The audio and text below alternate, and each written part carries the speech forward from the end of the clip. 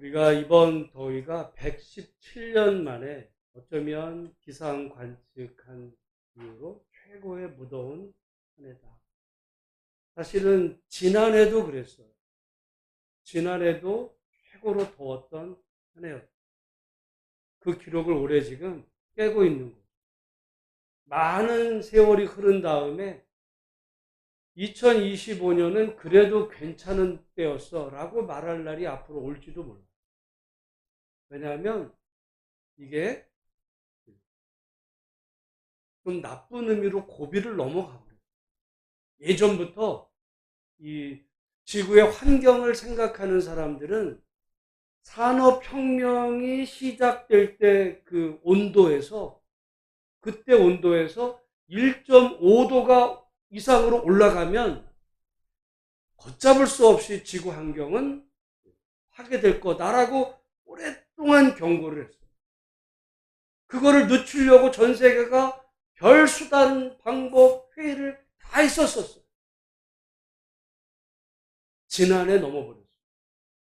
지난해 1.5도를 넘어. 1.5도, 여러분 하루에도 일교차가 뭐 아침하고 저녁하고 낮하고 얼마나 큰데 일교차 큰데 그 1.5도가 뭐냐? 1.5도가 체온이라고 생각하면 돼요. 여러분 체온이. 우리가 보통 36.5도잖아요. 1.5도 높으면은 38도 되는 겁니다. 39도가 됐다고 그러면은 병원에 입원해야 돼요. 응급조치 취하고 잘못하면 아이들 같은 경우나 노약자들은 그 더위에 상치를 수도 있어요. 그런 일이 벌어지는데 도대체 이 일이 왜 벌어졌을까? 말씀을 묵상하다가 이유는 결국은 인간의 욕심인데 그 욕심의 원인이 된 게 잘못된 성경 해석 때문이었어요. 여러분 성경을 읽고서 잘못 해석하면 제가 종종 말하죠. 성경 읽고 마귀짓 한다니까요. 성경은 잘 해석이 돼야 되는데 창세기 1장 28절에 하나님께서 인간을 창조하시고 세상을 창조하신 다음에 생육하고 번성하여 땅에 충만하라. 그러면서 땅을 정복하라. 말씀하시면서 뭐라고 그러냐면 하늘의 새와 땅의 이 동물과 그리고 바다의 이 모든 그 생물들을 뭐 하라고 말씀하셨냐면 다스리라 그러죠. 다스리라. 문제는 그 다스리다는 거를 어떻게 해석을 했냐면 그냥 다스리는 거야. 누가? 마치 독재자가 백성을 막 다스리듯이 거칠게 그렇게 다스려. 그래서 자기의 어떤 목적, 자기의 어떤 이득을 위해서면 뭐 자연을 그냥 함부로 대하는 일들이 벌어져 온 거예요. 그게 누적이 된 겁니다. 누적이 돼서. 그래서 오늘날 이게 돌이킬 수 없는 방향으로 돌아서는데 그동안에 사실 유럽은 그 온도 낮추는 거를 그렇게 줄이려고 유럽은 몸부림을 쳤어요. 여러분 아마 뉴스를 아마 잘 보시면 유럽에서 여름에 가끔 더위로 죽는 사람 얘기들이 나와요. 왜 그러냐면 유럽에는요 집에 에어컨 없는 사람들이 많아요. 유럽 집에 에어컨을 안 달아. 그러다가 갑자기 더워지. 여러분 한번 집에서 에어컨 요즘 안 틀었다 생각해요. 지금 이렇게 되는데 그 나름대로 이 사람들은 환경 보호에 아주 열심히 했던 사람. 근데 그거에 항상 역행하는 나라가 어디냐? 저 미국이에요. 게다가 이번에 트럼프는 환경 그런 거 몰라. 우리 기름 떼고 살아야 되는데 그냥 가버렸어요. 그래서 제가 참 앞으로 큰일이 벌어지는 이 말씀을 보면서 성경 말씀을 잘못해서 땅을 다스리라라고 하는 말에 영어로 룰 오버인데 다스리다 이거 다스리라고 그랬잖아. 여러분 다스리는 방법도 말하자면 민주적으로 그야말로 자연을 보호하면서 환경과 인간이 살아가는 이 세상에 다음 세대도 걱정하면서 이렇게 잘 건설하는 방향이 있고요. 거칠게 다스려버리는 경우가 있어요. 지금도 그래서 저 아마존 같은데 지구의 허파라는 곳에서는 지금도 하루에도 얼마만한 이 밀림이 다 쓰러져 나갑니다. 왜? 거기다가 소 키우는 거예요. 먹고 살아야 되니까. 그렇죠. 뭐라 그럴 수가 없어요. 자기들도 먹고 사느냐고 그 밀림 그거 쓸모 없잖아. 자기네들이 그 나무 그거 쓸모 없어. 그거 비고 거기다 소 키우면 먹고 살아야 되는데. 근데 우리는 야 그러면 지구가 파괴되지 않아? 그 사람들 말이 너희들은 에어컨 펑펑 쓰면 쓰잖아. 할 말이 없어. 내가 볼 때 결국 이런 일들이 왜 일어나는가 보니까 그럼 말씀 해석을 어떻게 하느냐가 너무너무 중요한데 많은 경우 지금도 그러니까 기독교 일각에서는 창세기 1장 28절 그 말씀을 하나님께서 땅을 정복하고 다스리라고 그랬잖아. 인간에게 주신 거야. 마음껏 써도 돼. 이 얘기하는 사람 많다니까요. 그렇게 합니다. 그 여파가 지금 이게 결과로 나는데 이 말씀을 준비하면서 이거는 마치 뭐와 같냐면 여러분 청개구리 얘기가 생각이 나요. 청개구리 우화가 있잖아요. 이 청개구리가 그야말로 그 엄마 말을 지독히 안 들었어. 그러니까 이 청개구리 엄마가 죽을 때가 돼가지고 얘는 항상 내 말을 반대로 해. 그러니까 내가 죽은 다음에 나를 묻어주는데 반대로 할 거라고 생각하고 이제 나를 시냇가에 묻어줘. 물가에. 그 말을 했던 의도는 뭐예요? 나를 물가가 아니라 물가에서 멀리 나를 묻어달라라는 마음에서 물가로 묻어달라고 했더니 엄마가 죽은 다음에 얘가 철이 난 거야. 그래가지고 어떻게 해? 진짜로 물가에 묻었네? 그러니까 비가 올 때마다 어떻게 해요? 엄마 그 묘가 떨어져 낼까봐 개굴개굴 한다는 거 아니에요? 그게 청개구리 얘기인데 여러분 엄마의 유언을 그 청개구리가 잘 들은 거예요? 잘못 들은 거예요? 중요합니다. 엄마가 그렇게 말했어. 나를 시냇가에 묻어달라. 그래서 시냇가에 묻었어요. 잘한 거예요? 그리고 엄마가 그렇게 말한 거예요? 말했지. 아마 그럴 거야. 아니 엄마 그랬으면은 나를 또 산에다 묻어달라고 해서 내가 그랬을 텐데. 근데 왜 물가로 묻어달라고 해서 내가 물가로 묻었는데 엄마의 마음은 그게 아니었던 거예요. 여러분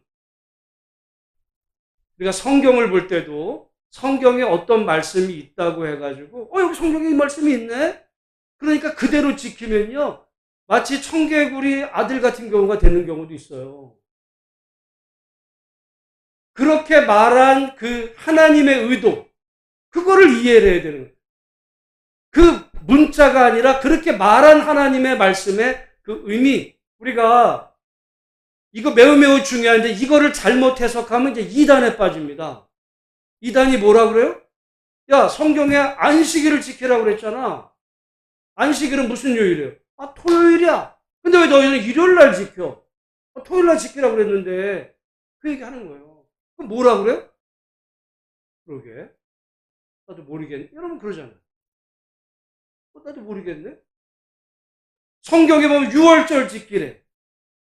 그러죠. 6월절 왜 안 지켜요? 여러분 6월절 왜 안 지켜요? 초막절 왜 안 지켜? 그리고 지난절 그러면 맥주절을 왜 지켰어요? 몰라. 교회에서 하려니까 그 얘기가 아니고 여러분 성경에는 그 말씀을 담은 문자의 의미가 있고요. 그렇게 말씀하신 하나님의 의도가 있습니다. 제가 지난주에 맥주절에 어떤 그 당시에는 두 가지 의미가 있다고 그랬어요. 하나는 이 추수를 해서 하나님 앞에 감사하는 감사의 마음 그리고 영적인 의문. 그래서 맥주절은 그들에게 말씀을 주시고 신약에 이르면 성령을 주신 하나님의 그 의도. 그래서 우리가 구약의 맥주절을 지킨 게 아니고요. 맥주 감사지. 우리가 7월 첫 주가 되면 상반기를 돌아보면서 상반기 베푸신 은혜 감사하고 하반기를 시작하면서 하반기에 베푸실 은혜를 기억하면서 감사하면서 드리는 이 절기를 우리가 지켰던 그런 의미지 구약의 무슨 그 절기를 지키라고 그랬다고 지킨다고 하면은 아마 그럴 거. 아니, 맥주절을 지킬 것 같으면 6월절도 지켜야지. 왜 안 지켜, 6월절은? 그런 이유. 여러분, 성경은 잘해서. 왜냐하면 우리가 이 성경을 영어로는 바이블이래요. 바이블이란 말은 별거 아니에요. 바이블이라는 말은 본래 그게 책이라는 말입니다. 그냥 책이에요, 이거는. 책이었어요. 근데 이거를 영어로 하면 뉴 테스타먼트, 올드 테스타먼트. 구약은 올드 테스타먼트, 신약은 뉴 테스타먼트. 그 테스타먼트라는 말이 뭐냐? 그게 유언이에요, 유언. 이 성경은 어떤 의미에서 보면 유언입니다. 아까 청개구리 엄마가 아들에게 유언 남기듯이 하나님이 우리에게 주신 하나님의 말씀, 증언, 테스타먼트, 그 증언, 유언. 그런데 그렇게 생각해 보면 여러분, 성경을 읽어도 똑같이 성경을 읽어놓고 마귀짓 할 수가 있어요. 반대로 성경을 읽으면서 점점 그리스도의 사람으로 변화되어 갈 수 있습니다. 두 종류의 기독교인이 있어요. 성경을 읽는, 성경을 읽어놓고서 마귀짓을 해. 그걸 하나님의 뜻이 아니야. 근데 성경에 하나님이 이랬잖아. 그런 말이 있어요. 근데 그 말이 아니라니까요. 마치 청개구리 아들에게 시냇가에 심어 달라고 하는. 여러분, 구약에 그러면 말씀 가운데 불순종하는 아들은 어떻게 해야 돼요? 때려 죽여야 돼. 그렇게 하면 되는 거예요? 왜 그건 안 해? 하나님의 말씀의 의도가 그게 아니야. 여러분, 말씀보다 어떻게 보면 더 중요한 건 하나님이 어떤 분이신지를 알고 그 하나님의 그 의도에 따라서 성경을 잘 분별해. 여러분, 성경도 그래서 분별력이 있어야 돼요. 저는 살아가면서, 우리가 나이 들고 세상 살면서요, 난 제일 중요한 게 뭐냐? 난 분별력이라. 아이들은 철없을 때 분별력이 없을 수 있지만 나이가 들어서도 분별력 없는 사람들이 있어요. 분별력이 없어요. 여러분, 성경도 마찬가지입니다. 성경도 하나님의 말씀을 우리가 잘 읽으면서 하나님의 뜻이 뭔지, 하나님이 이 말씀을 왜 하셨는지 큰 틀에서 봐야 돼요. 예를 들어 청개구리 아들이 엄마가 예를 들어 그 시냇가에 묻어달라고 했을 때 자신을 우리 엄마가 내가 평생 엄마 말과 반대로 했으니까 엄마가 그러고 아마 나에게 기대하기로는 이 물가로 떠내려가면 안 되니까 나를 해서 이제 물가로 이렇게 해달라고 했던 건 내가 평소에 그렇게 엄마 말을 반대로 했기 때문에 아마 엄마가 그렇게 말했을 거야. 이러면 철든 거죠. 제대로 알아들은 거야, 말씀을. 여러분, 성경을 읽을 때 그야말로 엄마의 시신을 그야말로 시냇가에 그렇게 묻어두는, 겉으로 볼 때는 정말 효자 같아요. 그건 끝까지 불효자야. 오히려. 그러니까 신앙생활 나름대로 열심히 한다고 하지만은 마귀짓 할 수가 있어요. 근데 하나님의 의도, 부모님의 의도를 잘 헤아려서 성경의 이 말씀을 잘 해석해서 정말 신앙생활을 해가면 해갈수록 그리스도의 장성한 분량에 이르기까지 여러분의 믿음이 자라가는 복된 예수소망교회 성도들이 되시기를 주님의 이름으로 축복합니다. 우리가 성경을 읽는 가장 큰 두 가지 이유가 있다면 첫 번째는 하나님을 알기 위해서. 우리 한번 따라해 보겠습니다. 우리가 성경을 읽는 첫 번째 이유는 하나님을 바로 알기 위해서다. 하나님의 뜻을 바로 알아야 되는 거예요. 뜻. 그래서 그 엄마가 예를 들어 시냇가에 묻으라고 했을 때 엄마의 진짜 뜻은 뭐였을까를 아는 거예요. 출발인 것처럼 하나님이 어떤 분, 이 말씀이 있지만 하나님이 어떤 분이실지 그걸 알아야 돼요. 그리고 두 번째는 그 결과인데 우리가 그러면 어떻게 살아야 되는지가 거기서 나옵니다. 어떤 분들이 이렇게 해서 예수는 믿어. 그리고 사는 건 지멋대로 자기 생각, 내 마음이야. 교회는 다니는데 사는 건 자기 멋대로예요. 그럼 맨날 신앙생활에도 신앙이 자라지를 않고 그건 잘못된. 우리가 성경을 읽는 두 가지 이유는 하나는 하나님을 바로 안다는 게 어설프게 알면 안 돼요. 청개구리 엄마의 그 의도를 한번 하나님이 어떤 분이실까? 그분이 이 말씀을 기록하게 하셨을 때 그분의 의도는 뭘까? 그걸 잘 해야 돼요. 그리고 두 번째는 거기서 나온 결과로 그렇다면 나는 구원받은 하나님의 자녀로 이렇게 살아야 되겠다. 여러분 성경을 읽을 때마다 이 두 가지를 항상 찾아야 됩니다. 이걸 못 찾으면 성경 그냥 문자만 읽은 거예요. 누가 여러분에게 나 1년에 성경 한 번 읽었어, 2번 읽었어, 내가 평생 성경 100번을 읽었어. 아무것도 안 읽은 게 차라리 나아. 여러분, 그러니까 성경 읽을 때면 하나님이 어떤 분이신지를 바로 뜻이 무엇인지를 바로 만약에 여러분, 우리가 일반적으로 생각을 해도 차라리 성경을 몰랐으면 땅을 그렇게 마구잡이로 그냥 파헤쳐서 쓰는 게 그게 성경이 하나님의 뜻이라고 누가 생각을 하겠어요? 그건 교회 안 다니는 사람도 그런 환경 파괴범 보면은 저러면 안 되지 손가락질해요. 근데 오히려 교회 다니는 사람이 성경 말씀을 근거해가지고 하나님이 허락하신 거 마귀짓을 한다. 모르는 게 나 차라리 그럴 바에는. 그러니까 여러분 우리가 신앙생활을 잘못하면 세상 사람들로부터 도역을 받아요. 그래서 우리가 성경을 읽을 때 오늘 본문도 마찬가지입니다. 오늘 본문에 그러면 하나님이 어떤 분이시냐 먼저 그걸 봐야 되는데 우리 예수님에 대한 이야기를 합니다. 우리 22절, 23절, 24절 상반절까지 한번 22절부터 같이 한번 읽어보겠습니다. 시작. 그는 죄를 범하지 아니하시고 그 입에 거짓도 없으시며 욕을 당하시되 맞대어 욕하지 아니하시고 고난을 당하시되 위협하지 아니하시고 오직 공의로 심판하시는 이에게 부탁하시며 친히 나무에 달려 그 몸으로 우리 죄를 담당하셨으니 지금 예수님의 그 십자가를 지금 설명하고 있어요. 제가 십자가가 얼마나 고통스러웠는지는 여러분 주보에 이제 간략하게 했는데 거의 그 고대한 1000년 동안 가장 끔찍한 형벌이었어요.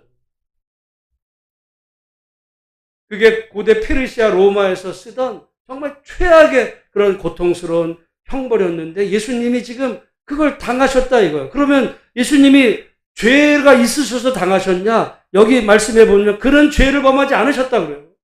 그 입에 거짓도 없으셨다. 그런데 23절에 보면 모욕을 당하시다.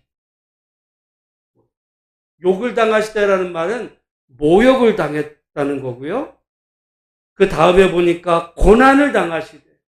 여러분 우리가 복음서에 보면 예수님이 당하신 두 가지가 있어요. 하나는 육체적인 고통. 그렇죠. 십자가에 맞으시고 돌에 맞고 이 사람들로부터 그 육체적인 그 고통과 더불어서 두 번째는 모욕. 사람들이 예수님을 저주하면서 침을 뱉죠. 여러분 누군가 여러분 얼굴에다 가래침을 뱉으면 여러분 그 가래침이 아파요? 그건 아프지 않아.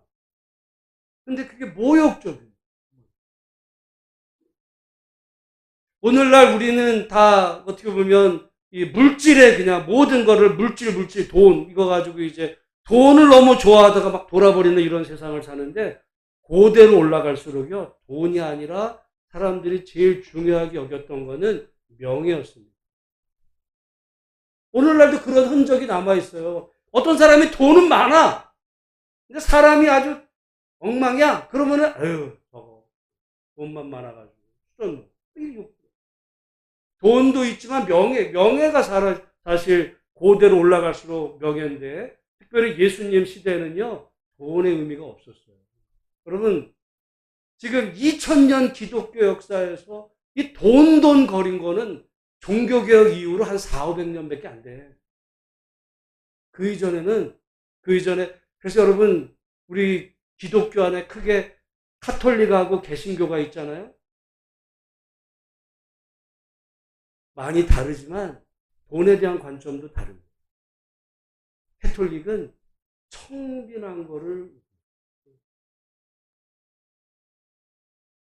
그래서 캐톨릭의 신부는 한 달에 뭐 100만 원. 근데 또 우리가 보면은 물론 뭐 그 교단에서 뭐 이렇게 해주고 하는 거 있지만 청빈이 거긴 작아. 개신교는 청빈? 에이, 돈 없다 그래요.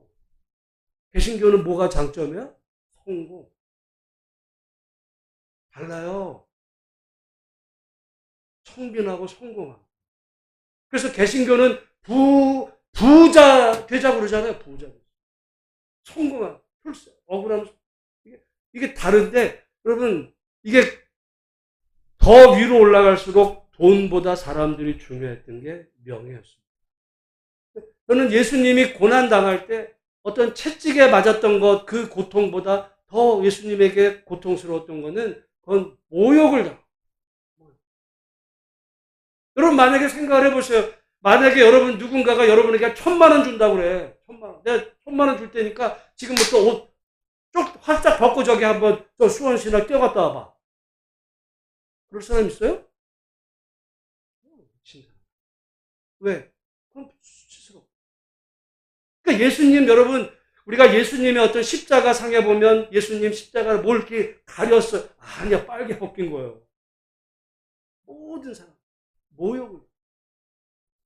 지금 예수님의 이 고난이 우리는 육체적인 아픔이라고만 생각하지만 모욕을 당. 당신의 어떻게 보면 백성들에게, 또 따지고 보면 어떻게 보면 자녀에게 모욕당하는 그 주님. 게다가 24절에 보면 신이 나무에 달렸다 그랬어요. 나무. 아니 그러면 나무에 달리지 뭐 어디 쇠기둥에 달리나? 그 얘기가 아니에요. 구약의 신명기라는 말씀에 보면 나무에 달린 자에 대한 이야기가 나옵니다. 나무에 달린 자는 하나님께 저주를 받은 자다라는 말씀입니다. 여기 지금 베드로가 예수님이 십자가에 달려 이렇게 할 수도 있었는데 나무에 달려라는 말은 신명기 말씀인 거예요. 그러니까 지금 예수님은 사람들에게 모욕당하고 고난당한 것만이 아니라 하나님께 저주받았죠. 하나님께 저주. 그래서 예수님이 십자가 달리셨을 때 뭐라고 외치십니까? 엘리 엘리 라마 사박다니. 그 말이 뭐예요? 하나님 왜 나를 버림받아? 그 고난, 하나님이 그 고난을 당하셨다. 왜? 왜 그 고난을 당하셨는가? 여기 말씀에 보면 이제 그게 중요하죠. 24절에 우리 같이 한번 읽어보겠습니다. 시작. 친히 나무에 달려 그 몸으로 우리 죄를 담당하셨으니, 바로 그분의 그 십자가 죽음이 우리 죄를 대신 지신 죽음이었다. 우리를 위한 죽음이었다. 이 얘기가 우리 21절에도 똑같이 나옵니다. 이를 위하여 너희가 부르심을 받았으니 그리스도도 너희를 위하여 고난을 받으사. 예수님의 그 고난은요, 우리를 위한 고난이에요. 우리를 위한. 사실은 우리가 죄값으로 우리가 그 고난을 당했어야 되는데 우리 대신에 우리를 위해서 주님이 우리의 죄를 대신해서 고난을 당하셨다. 그래서 사람들에게 모욕당하고 육체적인 아픔과 그리고 하나님께 버림받는 그 모든 고난을 당하신 그 이유는 우리를 위한 것이었다. 여러분, 여기서 나오는 게 은혜거든요. 은혜가 뭐라고요? 저는 어떤 거를 이 용어로 그 한 문장으로 정리하는 게 너무너무 중요하다고 생각해요. 은혜가 뭐예요? 은혜가 뭐예요? 여러분이 입으로 표현하지 못하면 모르는 거예요. 죄송하지만. 많이 들었어요. 따라해 보겠습니다. 은혜란 받을 자격 없는 자에게 베푸시는 한없는 호의다. 은혜가 뭐라고요? 공짜가 아니에요. 많은 경우 은혜를 공짜라고 생각합니다. 여러분, 내게 뭔가 대가를 요구하지 않았으니까 우리가 볼 때는 공짜지만 여기 지금 예수님의 그 고난이 그게 공짜예요? 이건 너무 돈으로 환산할 수 없는 어마어마한 그 하나님의 희생이 그 안에 담겨 있는데 그 희생을 우리를 위해서 대신 희생하셨다 이거예요. 그걸 우리는 은혜라고 그럽니다. 그러니까 여러분 기독교인이 제일 성경에서 역사 속에서 제일 나쁜 죄악은 살인이 아니에요. 사기치는 게 아니야. 그건 교만. 교만이 뭐야? 내가 한 거야. 그리고 나는 그럴 자격이 있어. 은혜란 여러분 자기가 그럴 만한 자격이 있다 생각한 순간 그는 은혜에서 뻗 떨어진 거야. 나는 목사니까. 나는 교회를 크게 했어. 나는 몇 대째 내가 신앙생활 맨날 나는 은혜 받을 만한 자격이 있어. 내가 큰데 그 사람의 가장 깊은 데서는 이 교만이라는 지금 이 독초가 피어납니다.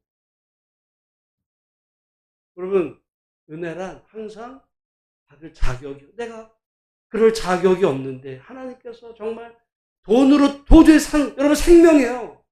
게다가 하나님 아들의 그 생명값은 여러분 자식은 돈 얼마면 파시겠어요? 그게 왜 공짜야? 나는 우리 기독교가 이렇게 망가지는 이유 중에 하나가 자꾸 은혜를 공짜라고 생각을 해. 그래서 예수 믿고 구원받아 천국 가는 거야. 공짜야. 믿기만 하면 그걸 못하냐 너? 영접만 해 영접만. 너 천국 보장돼. 공짜인데 왜 안 해? 하나님께서 받을 자격 없는 자에게 엄청난 그 희생의 대가로 우리를 위해서 죽으시고 그래서 우리를 죄에서 구원하시고 우리를 하나님의 자녀로 부르셔서 정말 우리를 구원하신 하나님의 은혜 앞에 오늘 이 시간 감사할 수 있는 성도들이 되시기를 주님의 이름으로 축복합니다. 그리고 두 번째가 예수님의 십자가는 그러니까 두 가지 의미가 있어요. 하나는 우리의 구원을 위한 하나님의 희생이었다. 그리고 두 번째 이유가 있는데 우리 21절 말씀 다시 한번 같이 한번 읽어보겠습니다. 21절 시작. 이를 위하여 너희가 부르심을 받았으니 그리스도도 너희를 위하여 고난을 받으사 너희에게 본을 끼쳐 그 자취를 따라오게 하려 하셨느니라. 그러니까 예수님의 십자가는 우리의 구원을 위한 거이면서 동시에 우리가 따라가야 될 본이에요. 우리가 살아가야 될 본입니다. 그러니까 예수 믿고 멋대로 사는 사람, 자기 마음대로 살아 예수 믿고. 이거는 십자가를 모르는 거야.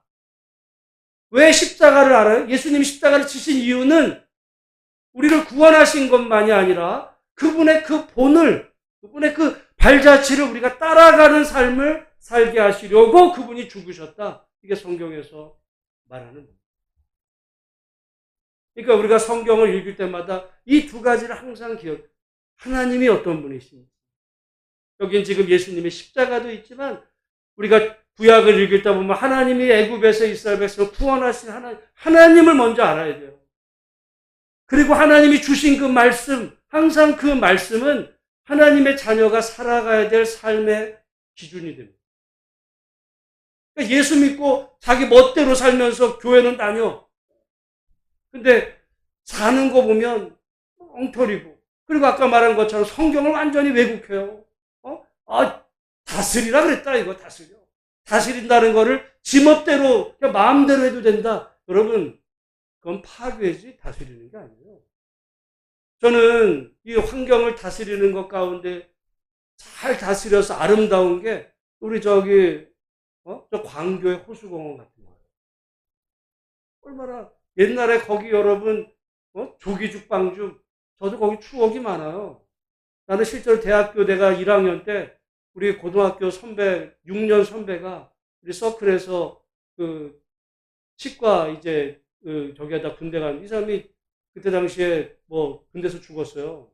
그래가지고 우리가 그 선배, 6년 선배 그 시신을 유골해가지고 거기다가 뿌렸던 적도 있어요, 거기가.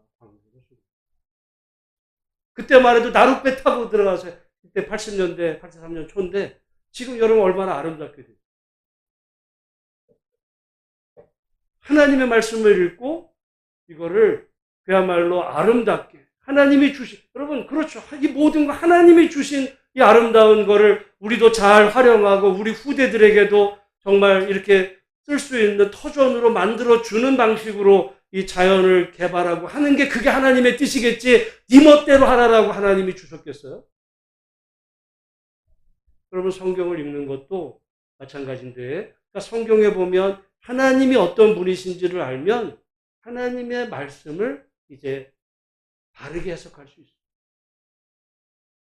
자, 어떻게 보면 성경은 전체가 다 성경이 여러 많은 성경 말씀이 있지만 원리는 딱 그거예요. 하나님이 어떤 분이신지, 그리고 하나님이 나보고 어떻게 살라고. 그거는 본이 그리 본보기를 보여줘. 너희는 이렇게 살아. 나처럼 살아. 우리는 뭐라 그래요? 자식들한테 너는 나처럼 살지 마 그래요. 너는. 그러니까 주님은 나처럼 살아요. 그 성경에는 그 주님의 발자취. 그러면 주님은 어떻게 사셨나? 지금 여기 그 얘기예요. 23절 욕을 당하시되 맞대어 욕하지 아니하시고 고난을 당하시되 위협하지 아니하시고 오직 공의로 심판하신 이에게 부탁하시며 친히 나무에 달려 그 몸으로 우리 죄를 대신하셨으니 이는 우리로 죄에 대하여는 죽고 의에 대하여는 살게 하심이라. 죄에 대해서는 죽고 죄에 대해서는 죽어야 돼. 어떤 죄는 모양이라도 버리면서 의에 대해서, 정의로움에 대해서. 어떤 교회들은요, 교회가 정의 얘기하면 교회가 타락했다고 왜 교회가 정의를 얘기하지, 사랑을 얘기하지. 웃기는 얘기예요. 의에 대해서. 의가 정의야. 의가 공이고. 그건 하나님의 뜻이에요. 하나님. 그렇게 살라고 우리를 구원하셨다. 성경을 읽어보세요. 예수 믿으면 죽은 다음에 천국 가게 하기 위해서 내가 너를 택했다. 이런 구절, 한 구절이라도 있으면 저한테 가죠. 내가 500원 드립니다. 하나님은 우리가 살아있는 동안에 어떻게 사는지에 관심이 많아요. 그래서 하나님이 어떤 분이신지를 알고 내가 이 생명이 끝나는 그 영원한 세계가 내게 오기 전까지 이 땅에서 하나님의 자녀로 어떻게 살아야 되는가. 그러니까 여기 여러 가지 다양하게 말하지만 죄에 대하여는 죽고 의에 대하여는 그러니까 의롭게 살라. 의롭게, 정의롭게. 우리가 전에 여러분 시편이라든지 구약 성경 읽어보세요. 제가 실제 저도 설교하기 전까지는 잘 몰랐던 게 있었는데 제가 전에 수요일 금요일 날 이렇게 설교할 때 그 시편 같은 거 읽어보니까 제가 깜짝 놀랐어요. 여러분이 한번 읽어보세요. 시편 이런 성경, 구약 성경 읽어갈 때마다 한 장에 최소한 한 번 이상 정의, 공의 계속 반복됩니다. 신약 성경은 그걸 사랑이라 표현됐지만 구약 성경 다 정의 얼마나 많이 나오는지 나도 깜짝 놀랐어요. 살라. 의롭게 살아. 의롭게. 정의롭게 살아. 우리 뭐래? 야, 부자 돼야 돼. 성경에 그런 말은 없어요. 의롭게 살아. 정의롭게. 주님은 뭐라 그랬어요? 그리스도를 따라. 살아. 그 말씀을 이제 다양하게 말하는데 여러분, 그러니까 성경은 우리가 어떻게 살아야 되는지에 대한 이야기가 정말 수도 없이 많죠. 우리 한번 그런 각도로 이제 2장을 1절 다시 한번 1절, 2절 한번 1절 같이 한번 읽어보겠습니다. 시작. 그러므로 모든 악독과 모든 기만과 외식과 시기와 모든 비방하는 말을 버리고. 왜 이렇게 살아야 돼요? 예수님이 이렇게 안 살았어요. 아까 말했잖아요. 예수님은 욕을 당하되 보복하지 않아요. 사실은 기독교인이 여기서 회개가, 우리는 내가 회개할 게 뭐가 있어? 우린 기도는 회개가 아니라 주로 주세요에 주세요. 하나님 이거 주시고 자식들 이거 주세요. 근데 성경에는요, 회개. 왜 회개냐? 하나님의 기준이 있어요. 모든 악독을 넌 버려야 돼. 우리가 이 말씀을 볼 때, 하나님, 내가 내 안에 악독, 내가 기만, 내가 외식, 다른 사람을 시기한 거, 다른 사람을 비방한 거 용서해. 그래서 회개가 나오는 거죠. 뭐 내가 사기를 쳐서 사람을 죽여서 내가 회개할 게 그건 성경을 안 읽는 거예요. 여러분 그런 게 있습니다. 우리가 하얀 도화지에는 따끔한 점도 잘 보여요. 이 시커먼 도화지에 점 찍어보세요. 보이나? 안 보여.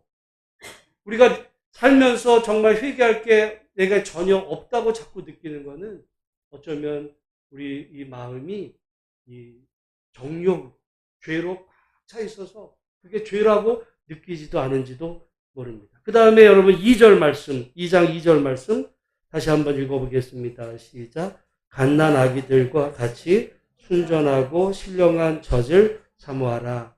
이는 그로 말미암아 너희로 구원에 이르도록 자라게 하려 합니다. 구원에 이르도록 자라게. 우리 신앙은 자라야 된다는 거예요. 응? 여러분 예수 믿은 지 10년 되고 20년 되고 30년 됐다면 30년 예수 믿을 때보다 지금은 자라 있어야 되는 거예요. 근데 많은 경우 정체거나 퇴보입니다. 거기서 회개가 돼야 되는 거예요. 하나님 자라라고 하셨는데 내 신앙을 보니까 내가 자라진 않고 내가 30년째 이러고 있네요. 내가 여러분 만약에 여러분 자녀를 낳는데 자녀가 안 자라. 얘가 1년이 되고 10년이 되고 20년이 되네. 여러분 걱정이 태산인 거예요. 어쩌면 우리 신앙이 하나님이 아무 말씀 안 하시니까 우리가 신앙이 안 자라. 근데 어쩌면 더 문제는 신앙을 안 자랐는데 교회 다니니까 집사 세우고 장로 세우고 목사 되고 이러면 더 큰 문제가 생기는 거예요. 자라. 자, 그 다음에 여기 지금 그 얘기가 쭉 얘기입니다. 쭉 얘기면서 시간이 가서 그 결론적으로 이 말씀을 우리 보면 여기 어떤 말씀을 보냐면 20절 말씀 같이 읽겠습니다. 시작. 죄가 있어 매를 맞고 참으면 무슨 칭찬이 있으리요. 그러나 선을 행함으로 고난을 받고 참으면 이는 하나님 앞에 아름다우니라. 여러분 우리가 모든 종교는요. 모든 기독교만이 아니라 모든 종교는 공통적으로 가르치는 게 있어요. 뭐냐면 선을 행하면 복을 받는다. 이거는 무당도 가르쳐요. 그 사람들 뭐라 그래? 누군가가 잘 되면 야 정말 착하게 살더니 복 받았다 이런다고요. 그건 기독교가 아니야. 그건 모든 종교야 그냥. 우리 인간들 속에는 선을 행하면 복을 받는다. 물론 성경에 그런 내용이 있어요. 반대가 또 있어요. 뭐냐면 악을 행하면 어떻게 돼요? 악을 행하면 벌을 받아. 이건 모든 이건 불교나 똑같아. 근데 기독교는 달라. 난 이게 기독교가 다른 종교랑 다른 점은 여기 있다. 뭐냐면 선을 행하는데 뭘 받는데요? 고난을 받아. 이건 종교가 아니에요. 선을 행하면 복을 받아야지 왜 선을 행했는데 고난을 당하는 거야. 착하게 사는데 왜 화가 오는 거예요? 이게 이해가 안 돼. 근데 그게 기독교라. 그게 기독교. 그래서 기독교가 종교일 수도 있고 아니 기독교가 종교인 건 예수 믿으면 복 받아. 착하게 살면 복 받아. 이거는 종교야. 근데 기독교는 착하게 살고 내가 말씀대로 사는데 고난이 와. 나는 그렇게 믿음대로 내가 이렇게 열심히 정말 하나님 안에 사는데 고난이 오네? 그럴 때 이제 많은 사람들 중에는 보복을 하죠. 자기의 고난을 주는 사람을 보복을 한다든지 하나님을 원망한다든지 여기서 이제 이해가 안 되는 거예요. 근데 지금 뭐라고 그래요? 선을 행했는데 고난을 네가 받아. 그런데 그거를 네가 인내하면 누구 앞에 아름답대요? 하나님. 이게 기독. 여러분 교회 다닌다고 주일날 교회 온다고 다 기독교인이 아니고요. 어떻게 보면 종교인일 수 있어요. 절에 가는 대신 교회 오는 거. 목적은 똑같아. 가서 내가 복 받아. 가르침도 똑같아. 선하게 사세요. 선하게 살면 극락왕세 좋은 세상 봅니다. 이 땅에서 보고. 여러분 그건 그냥 종교야. 기독교는 그걸 너무. 난 그래서 내가 하나님이 줘. 뭐냐면 우리가 선을 행하는데 고난이 올 수가 있어. 이거는 근데 여러분 예수님을 보면 예수님이 선을 행하셨어. 근데 어떻게 됐어요? 어마어마한 고난이 왔어. 예수님이. 근데 예수님은 욕하고 보복하고 그 길을 걸어가지 아니하시고 오히려 사람들을 축복. 예수님이 그 길을 걸어가신 그 길을 너희도 걸어. 그래서 주님은 여러분 복음서를 보세요. 복음서에 예수님이 나를 믿으라 이런 말씀하신 적 거의 없어요. 뭐라 그래요? 나를 따르라. 근데 나를 따르라 그럴 때 항상 예수님이 가시는 길은 어디냐? 그거는 예루살렘 십자가 길이에요. 그래서 나를 따라오려거든 자기를 부인하고 자기 십자가를 지고 여러분 우리가 믿음 생활한다는 거는 예수님의 그 십자가를 그 길을 내가 걷는 거예요. 너무 힘들어. 그러니까 기도하고. 그러니까 하나님을 찾는 거. 그런 신앙이 있고, 몰라. 목사님, 신앙생활 이렇게 복잡하게 그냥 교회 가서 하고, 그럼 하나님 복을 줬고. 내가 예수 믿습니까? 아멘. 믿는다 그랬으니까 당신은 천국. 그런 교회도 있어요. 신앙이 아니고, 우리가 볼 때. 여러분, 오늘 제가 청교구리 얘기로 시작을 했는데, 이 말씀을 읽고 어떻게 해석하느냐가 너무너무 중요해요. 그래서 앞으로 이제 이번 주에 어쩌면 비가 온다고도 그래요. 아마 비가 오면 여러분 빗소리 한번 들으면서 청개구리 한번 떠올려. 내가 하나님 말씀에 마치 청개구리 엄마가 나를 산속에 묻어달라고 하지 않고 그 시냇가에 묻어달라고 했다고 해가지고 시냇가. 그게 내가 마치 신앙생활 잘하는 것 같이 그러는 건지 아니면 정말 우리 엄마가 원하는 게 뭘까?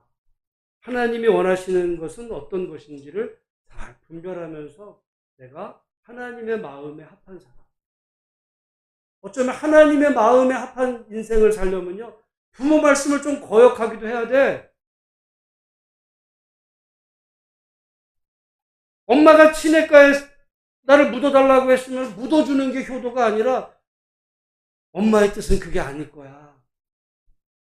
산에다가 만약에 묻었다. 엄마 말을 무시한 거지만 무시한 게 아니라 이런. 여러분 하나님 말씀 마찬가지입니다. 그래서 우리가 성경에 보면 더 많은 얘기를 할 수 있지만은 여러분 그 예루살렘에서 여리고로 내려갈 때 만났던 그 강도 이야기도 마찬가지예요. 강도당한 사람을 먼저 만났던 레위인하고 제사장은 사실은 구약 율법에 보면 그렇게 죽어가는 사람은 만지면 안 되게 돼 있어요. 그 사람 말씀을 지킨 거야. 말씀을 지켰어. 근데 지켰는데 안 지킨 꼴이 된 거예요. 지켰는데 안 지킨 꼴이 된 거예요. 성경에 그런 이야기 너무너무 많아요. 너무너무. 예수님과 그 제자들하고 바리새인하고 뭐 때문에 싸웁니까? 밥 먹을 때 손 씻는 거. 그거 갖고 싸워. 하나님의 뜻이야. 그러니까 마치 시냇가에 하나님 이렇게 말씀하셨어. 하나님이 그런 의도로 말한 게 아니야. 그러니까 예수님은요, 언제나, 안식일에도 마찬가지야. 안식일에 그 사람을 고치는 건 안 돼. 하나님 말씀이야. 예수님은 고쳐요. 그러니까 하나님 말씀 지킨다고 하는 바리새인들 죽이려고 그러잖아. 너 왜 하나님 말씀을 어겨? 하나님이 그냥 그게 아니었어. 여러분, 그러니까 신앙에 두 종류가 있습니다. 하나는 그냥 겉으로만 이렇게 보이는 대로 이런 게 있고, 그 말씀의 의도를. 이게 아까 제가 창세기 1장 땅을 이 다스리라고 하는 거를, 그거는 엄청난 그 왜곡이 돼서 이 지구를 망쳐버렸어요. 성경 읽고 잘못 해석해서. 우리가 성경을 바르게 읽는 것이 얼마나 중요한지 저도 잘 모릅니다. 저도 아는 것만 아는 거지 내가 뭐 성경을 내가 다 알겠어. 그러니까 평생 하나님 말씀을 알아가려고 몸부림치는 건데, 우리가 최소한 이 땅에서 돈 버는 욕심, 내가 돈 버는데 투자하는 시간, 그 열정, 뭐 그만큼까지는 아니어도 내가 하나님을 알아가고 믿음이 자라가는 일에는 조금은 더 내 시간과 관심을 쏟고, 그래서 우리의 신앙이 내가 예수 믿을 때보다 그리스도 예수 안에서 구원에 이르기까지 자라가는 복된 성도들 다 되시기를 주님의 이름으로 축복합니다. 하나님 아버지,